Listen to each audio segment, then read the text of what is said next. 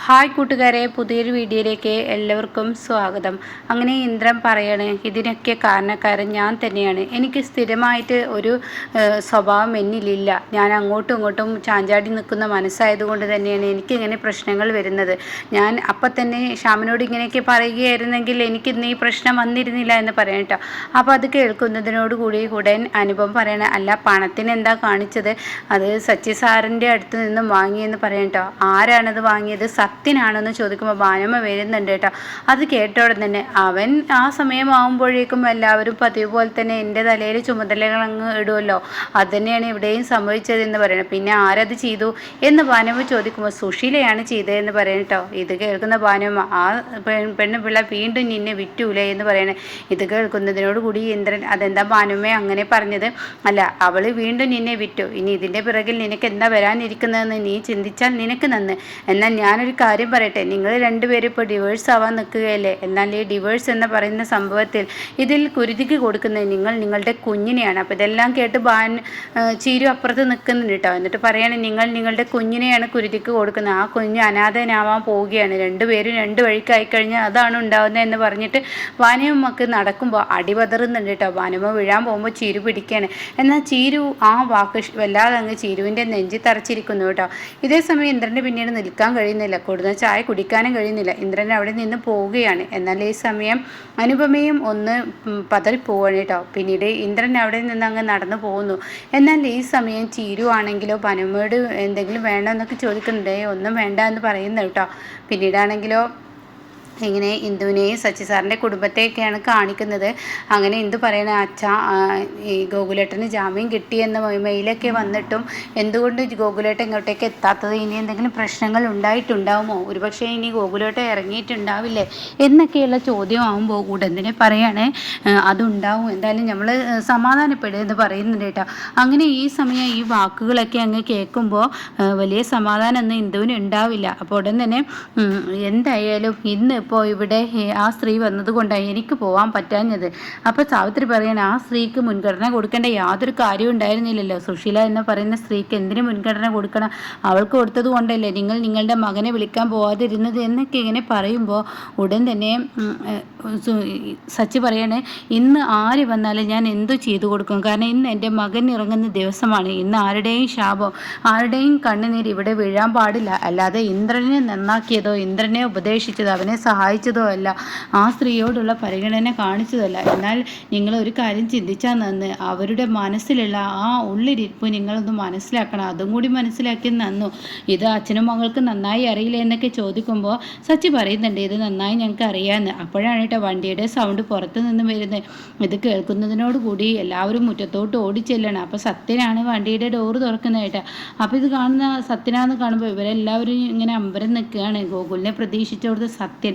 എന്നാൽ കുറച്ച് നിമിഷങ്ങൾക്ക് ശേഷം ഡോറ് തുറന്ന് ഗോകുൽ പുറത്തോട്ട് വരുമ്പോൾ സാവിത്രി എന്തോ ഓടിച്ചെന്ന് തൻ്റെ മകനെ കെട്ടിപ്പിടിക്കുന്നുണ്ട് കേട്ടോ.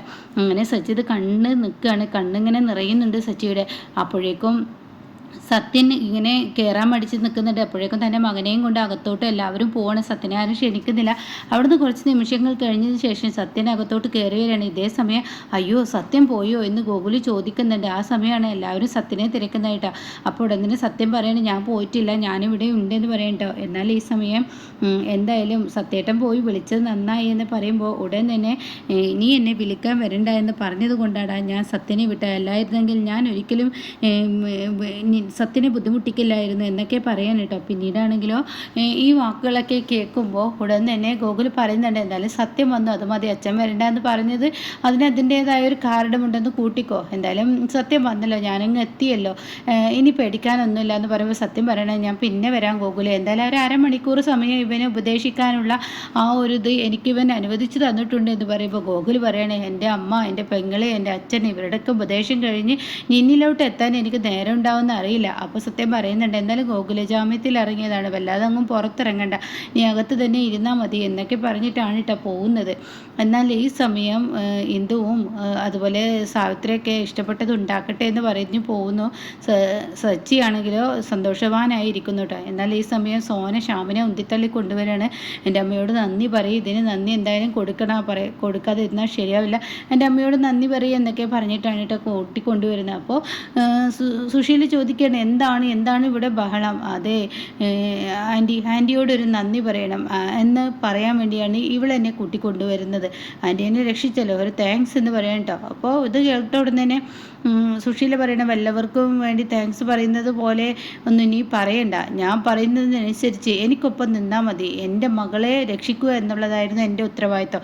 അതുകൊണ്ടാണ് ഞാൻ മുന്നും പിന്നും നോക്കാതെയും കണ്ട് ഈ ഒരു പ്രശ്നത്തിൽ ഞാൻ ഇടപെട്ടത്. അപ്പം അമ്മയ്ക്ക് എന്നോട് സ്നേഹമുണ്ടെന്നൊക്കെ സോന പറയുമ്പോൾ ഉടൻ തന്നെ സുശീല പറയണേ, ഞാനിത് ചെയ്തത് നിനക്ക് വേണ്ടി മാത്രമാണ്, പക്ഷേ ഇനി എനിക്കൊപ്പം നിങ്ങൾ നിൽക്കണം. ഞാൻ എന്ത് പറയുമ്പോൾ നിങ്ങൾ എനിക്ക് തലകുനിച്ച് തരണം എന്നുള്ള ആ ഒരു വാക്ക് പറയുന്നു കേട്ടോ. ഇത് കേൾക്കുന്ന ശ്യാമിന് എന്തെന്ന് മനസ്സിലാവുന്നില്ല. അപ്പോൾ ഉടൻ തന്നെ ശ്യാം പറയണേ, അങ്ങനെയൊന്നും എല്ലാം അനുവദിച്ച് കൊടുക്കാൻ പറ്റില്ല എന്ന് പറയുമ്പോൾ ഉടൻ തന്നെ സോന പറയണേ, എന്തമ്മ പറഞ്ഞാലും എതിരായി ഒന്നും പറയണ്ട, എല്ലാം നമുക്ക് തലയാട്ടി കൊടുക്കാം, അതാണ് ഇപ്പോൾ നമ്മുടെ നിലനിൽപ്പിന് നല്ലത്. പിന്നെ ഇപ്പോൾ അമ്മ പറഞ്ഞത് എന്താ, സച്ചിസാറിൻ്റെ മകൾ ഇന്ദുവുമായിട്ടുള്ള ആ ഒരു കാര്യമല്ലേ പറഞ്ഞത്, അതിന് നമ്മൾ തലയാട്ടി കൊടുത്താൽ ഒരുപക്ഷെ നാളെ നമുക്കും കൂടി ഉപകാരം കിട്ടുന്ന കാര്യമാണ്, അതുകൊണ്ട് മിണ്ടാതിരിക്കുക തന്നെ നല്ലത് എന്ന് ഷ്യാമിനോട് പറഞ്ഞു കൊടുക്കുമ്പോൾ ഷ്യാമ എന്താ വേണ്ടതെന്നുള്ള ആശങ്കയിലായിരിക്കുന്നു കേട്ടോ. പിന്നീട് കാണിക്കുന്നത് അനുപമയെയും അതുപോലെ ചിരുവിനെയാണ്. അപ്പോൾ അനുപമ ചോദിക്കുക, ചിരു അമ്മളി ചേച്ചി ഇതുവരെ വിളിച്ചില്ലല്ലോ. ഇല്ല വിളിച്ചില്ല, ഇനിയിപ്പോൾ അവിടെ എന്തെങ്കിലും പ്രശ്നം ഉണ്ടാകുമോ, അച്ഛനെ കണ്ടില്ലേ, അച്ഛനെ ഇനി അവർ ട്രാപ്പിലാക്കുക അങ്ങനെ എന്തെങ്കിലും ചെയ്തിട്ടുണ്ടാവും എന്നൊക്കെ ചോദിക്കുമ്പോൾ ചിരു പറയണ, ഒരിക്കലും അതിലെന്ന് പറയുന്നവൻ അച്ഛനെ ഒരിക്കലും ഉപായപ്പെടുത്തിയില്ല, അവൻ അച്ഛനോട് എല്ലാ കാര്യങ്ങളും തുറന്നു പറഞ്ഞിട്ടുണ്ടാവും, എന്നിട്ട് ഇവരെയായിട്ട് ബുദ്ധിമുട്ടിച്ചിട്ടുണ്ടാവും, അത്ര തന്നെ, അല്ലാതെ എന്തെന്നൊക്കെ പറയുമ്പോൾ ഫോൺ അടിക്കുന്നു കേട്ടോ. അപ്പോൾ തന്നെ ഫോൺ എടുക്കുകയാണ്. അങ്ങനെ ഫോൺ എടുക്കുന്നതിന് മുന്നേ ചിരു പറയുന്നുണ്ട്, അനുചേച്ചി ഉണ്ടെന്ന് അറിഞ്ഞു കഴിഞ്ഞാൽ അമ്പിളിച്ചേച്ചി ഒന്നും പറയില്ല, അതുകൊണ്ട് അനുചേച്ചി ഇല്ലെന്ന് ഇവിടെ പറഞ്ഞേക്കാം, എന്തായാലും അനുസരിച്ച് മിണ്ടരുതെന്നൊക്കെ പറഞ്ഞ് അമ്പിളിയുടെ ഫോൺ എടുക്കാം. അപ്പോൾ അമ്പിളി ആദ്യം തന്നെ ചോദിക്കുന്ന അനു ഉണ്ടോ, ഇല്ല പാത്രം കഴുകുക എന്ന് പറയുന്നുണ്ട് കേട്ടോ. എന്നിട്ടാണ് കാര്യങ്ങൾ പറയുന്നത്. അപ്പോൾ ചിരി ചോദിക്കുക, എന്തായി കാര്യങ്ങൾ എന്ന് ചോദിക്കുമ്പോൾ, കാര്യങ്ങൾ എന്ത്, ഇവിടെ വന്നപ്പോൾ അവൻ്റെ കീഴിലായിരുന്നു അച്ഛൻ, വലിയ വാശിയിലും ദേഷ്യത്തിലാണ്, അപ്പോൾ റൂമിലോട്ട് കയറിപ്പോയത്, ഭക്ഷണം കഴിക്കാൻ വന്നിട്ടില്ല, ഇനി ഭക്ഷണം കഴിക്കാൻ വിളിക്കണം, അച്ഛൻ ഞങ്ങളെ വിശ്വസിക്കുന്നില്ല, ഞങ്ങളെ അവിശ്വസിക്കുകയാണ് ചെയ്യുന്നത്, എല്ലാ വിശ്വാസവും ഇപ്പോൾ അതിലിനോടാണ്, അതാണ് ഞങ്ങളുടെ സങ്കടം, ഞങ്ങൾ എന്ത് പറഞ്ഞിട്ടും വിശ്വസിക്കുന്നില്ല എന്നൊക്കെ പറയുമ്പോൾ ഇതൊക്കെ കേട്ട് അനുപമ ആകെ ഞെട്ടി നിൽക്കണം കേട്ടോ. എന്നാൽ ഈ സമയം ഇനി ഭക്ഷണം കഴിക്കാൻ അച്ഛനെ വിളിക്കട്ടെ എന്ന് പറഞ്ഞ് ഫോൺ കട്ട് ചെയ്യുന്നുണ്ട്. ഇതേ സമയമാണെങ്കിൽ അനുപമ പറയുകയാണ്, ചെയ്തത് വലിയ തെറ്റാണ്, അച്ഛനോട് പോലും അവർ കള്ളം പറഞ്ഞു, അതും കള്ളക്കടത്തുകാരൻ്റെ സ്വർണം വെച്ച് ഒരു കട തുടങ്ങിയിട്ട് ആ കടക്ക് തിരി കൊളുത്താൻ അച്ഛൻ തന്നെ അതിന് ആവുകയും ചെയ്തു, അതൊക്കെ അച്ഛൻ്റെ മുന്നിൽ വലിയ തെറ്റാണ്. കാരണം സത്യസന്ധമായി മുന്നോട്ട് പോകുന്ന ആ അച്ഛൻ്റെ മക്കൾ ഇങ്ങനെ ചെയ്ത് അച്ഛനെ അംഗീകരിക്കാൻ കഴിയില്ല, ആ ഒരു ദേഷ്യത്തോടു കൂടിയുള്ള പ്രതികരണമാണിത്. എന്തായാലും അച്ഛൻ്റെ കാലത്തിൽ വീണ് എല്ലാത്തിനും മാപ്പ് പറഞ്ഞാൽ ഈ പ്രശ്നത്തിനൊരു പരിഹാരമാവും എന്നൊക്കെ ഇവർ പറയുന്നുണ്ട് കേട്ടോ. അപ്പോൾ ചിരു ആകെ ഭയന്ന് പോവാണ്. ഈശ്വര, ഇതൊക്കെ കേൾക്കുമ്പോൾ ചിരുവും കൂടി ഇതിൽ പങ്കാളിയായില്ലേ എന്നുള്ള ആ ഒരു ഭയപ്പാട് ചിരുവിലുണ്ട് കേട്ടോ. എന്നാൽ ഈ സമയം ഇപ്പുറത്ത് അമ്പിളിയാണെങ്കിലോ കുറേ നേരം കാത്തിരുന്നിട്ടും മാഷി വരുന്നില്ല ഭക്ഷണം കഴിക്കാൻ. അങ്ങനെ മാഷി വരാത്തത് കൊണ്ട് തന്നെ ഇവർക്കിടയിലൊക്കെ ഒരു ടെൻഷനാവുകയാണ്. അപ്പോഴാണ് മാഷ് റൂം കടന്നു വരുന്നത്. അപ്പോൾ തന്നെ വിളിക്കാമെന്ന് കരുതി ഇവർ മുന്നോട്ട് കാല് വെക്കുമ്പോഴാണ് കേട്ടോ മാഷിൻ്റെ വരവ്. പിന്നീട് മാഷ് അന്ന് വടേ മരുന്നുകൾ കഴിക്കുന്ന ആ ഒരു സീനാണ്. അപ്പോഴേക്കും അമ്പിളി ചോദിക്കുകയാണ്, എന്താ അച്ഛാ ഭക്ഷണം കഴിക്കാതെ ഇങ്ങോട്ട് മരുന്ന് കുടിക്കുന്നത് എന്തിനാ അച്ഛാ ഇങ്ങനെയൊക്കെ കാട്ടിക്കൂട്ടുന്നത്, അതെ എനിക്ക് ഇനി വീട്ടിൽ നിന്ന് നിങ്ങളുടെ ഭക്ഷണം വേണ്ടെന്ന് പറയുമ്പോൾ അതെന്താ അങ്ങനെ പറയുന്നത്, നിങ്ങൾ സത്യസന്ധമായ ഒരു കാര്യം എന്നോട് പറയില്ല, നിങ്ങൾ കള്ളത്തരങ്ങളാണ് ചെയ്യുന്നത്, നിങ്ങൾക്ക് എൻ്റെ തലയിൽ വെച്ച് സത്യം ചെയ്യാൻ പറ്റുമോ രഘു എന്നൊക്കെ ചോദിക്കുമ്പോൾ രഘുവിനോട് അമ്പിളി പറയണേ, സത്യം ചെയ്ത് കൊടുക്കുക, നമ്മുടെ സത്യം നേരാണെന്ന് അറിയട്ടെ, എന്തായാലും ദൈവം നമുക്ക് മുന്നിൽ ചില തെറ്റുകളൊക്കെ നമുക്ക് സംഭവിച്ചിട്ടുണ്ടാകും, പക്ഷെ അതൊക്കെ ദൈവം ക്ഷമിക്കും എന്നൊക്കെ അങ്ങനെ പറയുമ്പോൾ ദൈവം ക്ഷമിക്കല്ല, എല്ലാം കൂട്ടി വെച്ച് ഒരുമിച്ച് തരാനുള്ള പരിപാടിയാണെന്ന് മാഷ് പറയുന്നുണ്ട് കേട്ടോ. അപ്പോൾ ഇതൊക്കെ കേൾക്കുമ്പോൾ അമ്പിളി ആകെ ഭയന്ന് പോവാണ്. അപ്പോൾ ഇങ്ങനെയൊക്കെയുള്ള ഒരു എപ്പിസോഡാണ് ഇന്ന് വന്നിരിക്കുന്നത് കേട്ടോ.